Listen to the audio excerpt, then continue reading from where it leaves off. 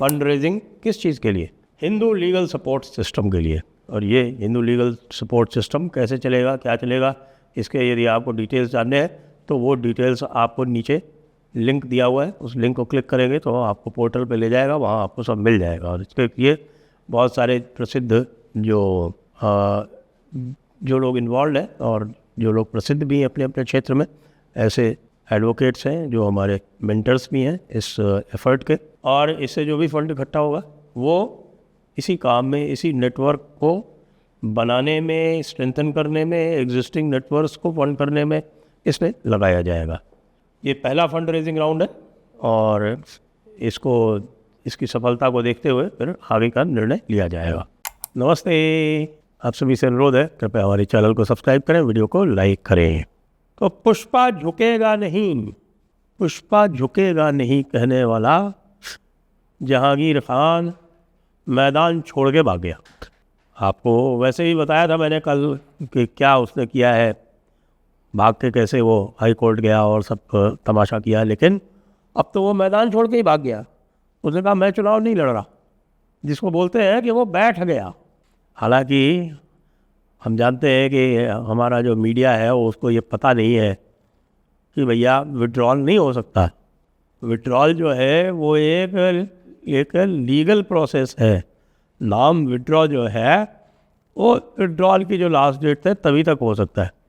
उसके बाद क्या होता है कि जब कैंडिडेट को बैठना होता है तो वो अनाउंस कर देता है कि भाई मैं अब कॉन्टेस्ट में नहीं हूँ, लेकिन उससे होता कुछ नहीं है, चुनाव वैसे ही होता है। उसका नाम बैलेट पेपर पर रहता है, बैलेट पेपर मतलब ईवीएम पर रहता है उसका नाम, और लोग चाहे तो उसको वोट डाल सकते हैं। और अब तो मुझे लगता है कि जिस प्रकार की स्थिति है उसमें जो जहांगीर खान को वोट देने वाले हैं, जहांगीर खान को जो वोट देने वाले हैं वहाँ लगभग 30% मुस्लिम पॉपुलेशन है। मुझे लगता है कि वो चुनाव में पार्टिसिपेट करेंगे ही नहीं। फिर क्या होगा, फिर वही स्थान जहाँ पर 89% वोट मिले थे अभिषेक बनर्जी को लोकसभा में, उसी फलता में अब उनको 11% वोट मिलने भी मुश्किल हो जाएंगे।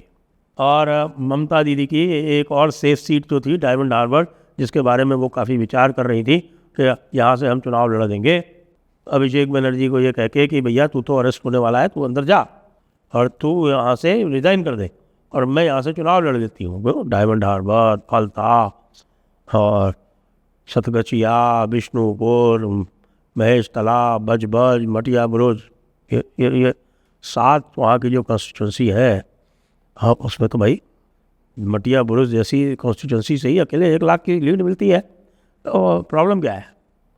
महेश तालाब, बजबज भी इस बार भी टीएमसी जीती है, अगली बार जीतेगी या नहीं ये नहीं पता।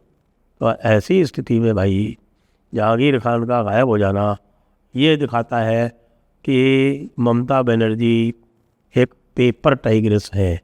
और ममता बनर्जी हो या ना हो, क्योंकि ममता बनर्जी को हमने सड़क पर उतर कर लड़ते देखा है एक ज़माने में, और वो भी सीपीएम के और गुंडा राज के विरुद्ध। लेकिन अभिषेक बनर्जी तो प्योर पेपर टाइगर। वरना जब हाईकोर्ट ने आपको सुविधा दे दी थी, आपको अरेस्ट से प्रोटेक्शन दे दिया था, तो कुछ तो लड़ाई लड़ते, कुछ तो दिखते, घूमते घामते।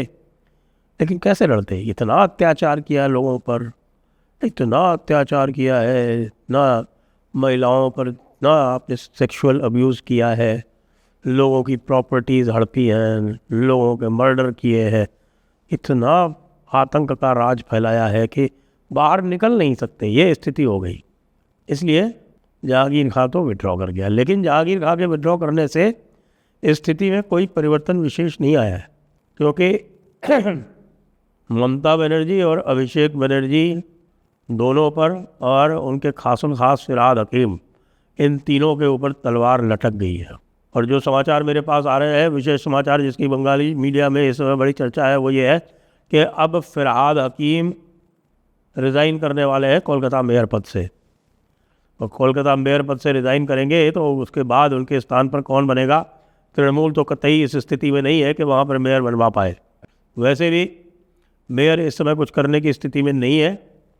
जो भी सीईओ है कोलकाता म्यूनिसिपल कॉरपोरेशन का, वही सब कुछ करेगा, और वो करेगा भी क्योंकि वो कोलकाता नॉर्थ डिस्ट्रिक्ट का DEO भी था, DEO डिस्ट्रिक्ट इलेक्शन ऑफिसर। तो कोलकाता नॉर्थ के DEO के रूप में आप ये देखें कि कोलकाता नॉर्थ की 7 में से 4 सीटें भारतीय जनता पार्टी ने जीती। कोलकाता म्यूनिसिपल कॉरपोरेशन, फिरहाद हकीम जो है वो अपने आप को बहुत तोप समझते हैं, लेकिन फिरहाद हकीम का जो घर है, फिरहाद हकीम का घर भवानीपुर में पड़ता है, वार्ड नंबर 82 है शायद। तो ये बताया जाता है कि वार्ड नंबर 82 से ममता बनर्जी केवल और केवल 15,000 वोट से पीछे गई है, 15,000 वोट से पीछे गई हैं। उनकी इज़्ज़त तो बचा ली भाई इसने, वार्ड नंबर 77 ने, वार्ड नंबर 77 ने उनको कोई 25-30 हज़ार की लीड दे दी एक साथ, जिससे वो एक बार आगे हो गई थी, लेकिन फिर वो धीरे धीरे पीछे पीछे जाती रही और 15,000 से हार गई। फिरहाद हकीम भी अपने वार्ड में ममता दीदी को लीड देने की बात तो बहुत दूर, 15,000 से वहाँ से पिछड़ी तो वो भी नाराज़ है, वो भी नाराज़ है खुद भी वो। बाकी फिरहाद हकीम के ऊपर सरकार का निशाना तो है ही, जिस प्रकार की अनियमितताएँ उसने की है, जिस प्रकार का मुल्लावाद उसने पूरे कोलकाता में फैलाया है। कोलकाता म्यूनिसिपल कॉरपोरेशन जो है वो केवल आपका कोलकाता नॉर्थ और साउथ नहीं है, कोलकाता नॉर्थ और साउथ के अलावा ये जितनी भी आप देख रहे हैं इसमें ये आपकी 11 जो कॉन्स्टिट्यूंसी है, उसके अलावा 6 कॉन्स्टिट्यूंसी और है जो कोलकाता म्यूनिसिपल कॉरपोरेशन में आती है। उसमें एक तो मिर्जापुर है और उसके अलावा फिर 5 और कॉन्स्टिट्यूंसी है, वो है आपके कस्बा, टॉलीगंज, जादवपुर, टॉलीगंज और जादवपुर, बेहाला पूर्व, बेहाला पश्चिम, ये सारी कॉन्स्टिट्यूंसी मिला के कोलकाता म्यूनिसिपल कॉरपोरेशन बनता है। उसके अलावा एक और म्यूनिसिपल कॉरपोरेशन है, वो है विधाननगर, उसमें विधाननगर में विधाननगर और राजारहाट न्यू टाउन और राजारहाट गोपालपुर, ये कॉन्स्टिट्यूंसी आती। तो ममता दीदी अब कोलकाता से भी नहीं जीत पाएंगी, कोलकाता साउथ से लड़ेंगी तो भी मुश्किल है, कोलकाता नॉर्थ से लड़ेंगी तो भी मुश्किल है। दिक्कत अब ये आ रही है कि एक शुभेंदु अधिकारी ने 2 नए इंक्वायरी कमीशन बना दिए हैं, इंक्वायरी कमीशन एक्ट के अंतर्गत। उसमें एक में जो है उसके चेयरमैन है विश्वजीत बसु और IPS अधिकारी है के जयरमन, वो सर्विंग IAS अधिकारी ADG रैंक में, IPS अधिकारी ADG रैंक में, वो उसके मेंबर सेक्रेटरी है।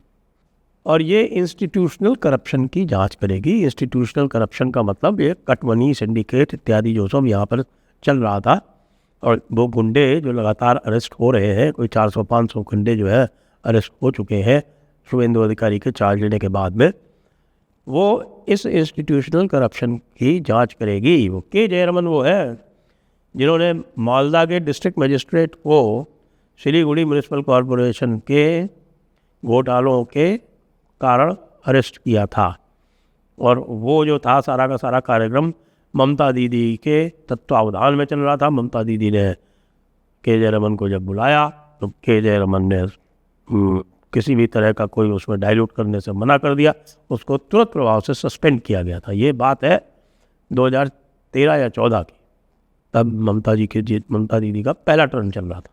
और एक दूसरा कमीशन बनाया गया है जो कि महिलाओं के विरुद्ध जो अत्याचार हुए हैं उनकी जांच करेगा। महिलाओं के विरुद्ध जो अत्याचार हुआ है उसमें समाप्ति चैटर्जी हैं, उनको बनाया गया है, समाप्ति चैटर्जी को अध्यक्ष बनाया गया है। ये दोनों यानी विश्वजीत बसु और समाप्ति चैटर्जी ये कोलकाता हाई कोर्ट के रिटायर्ड जजेस हैं। अब समाप्ति चैटर्जी जी जो है उनके साथ में है दमयंती सेन, ये एक और IPS ऑफिसर है जो सर्विंग IPS ऑफिसर है। इनको लगाया गया है। इनका क्या था कि एक पार्क सर्कस रेप कांड हुआ था, उस पार्क सर्कस रेप कांड में दमयंती सेन ने बहुत ही इफेक्टिव इन्वेस्टिगेशन करके जो पार्क सर्कस रेप कांड का जो आरोपी था, तृणमूल का ही था, ममता दीदी का करीबी बताया जाता है, उसको गिरफ्तार करके और उसके विरुद्ध चार्जशीट फाइल की थी। उसके कारण ममता दीदी की नाराज़गी झेलनी पड़ी और दमयंती सेन को तब से ही साइडलाइन कर दिया गया। यद्यपि कोलकाता में दमयंती सेन जो है वो बड़ी पॉपुलर है। वो पॉपुलर इसलिए है क्योंकि ये माना गया था कि भाई ये एक ऐसी ऑफिसर है जिसने कि न्याय किया और ममता दीदी के होते हुए न्याय किया। ये दमयंती सेन और के जयरमन जो थे वो एक प्रकार से ममता दीदी ने कौवे मार के टांगे थे और पूरे की पूरी ब्यूरोक्रेसी में, पूरी की पूरी पुलिस प्रशासन में एक आतंक का माहौल बना दिया था।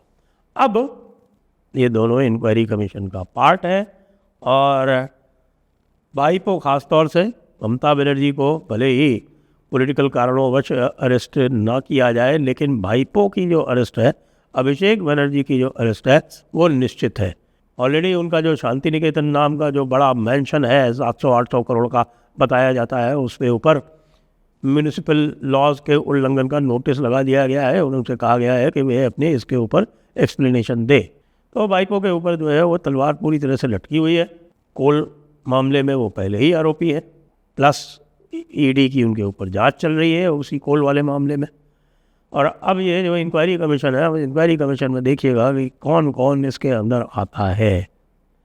इतनी मात्रा में महिलाओं के विरुद्ध अत्याचार किए गए थे कि पूरी जिस तरह से आप देखते हैं कि मध्ययुगीन काल में इस्लामियों ने जिस प्रकार से भारतीयों पर अत्याचार किए थे और उनको दबाने के लिए महिलाओं को माले गनीमत के रूप में उपयोग में लाया था, वही कार्यक्रम ममता बनर्जी यहाँ पर चला रही थीं, स्वयं एक महिला होते हुए भी।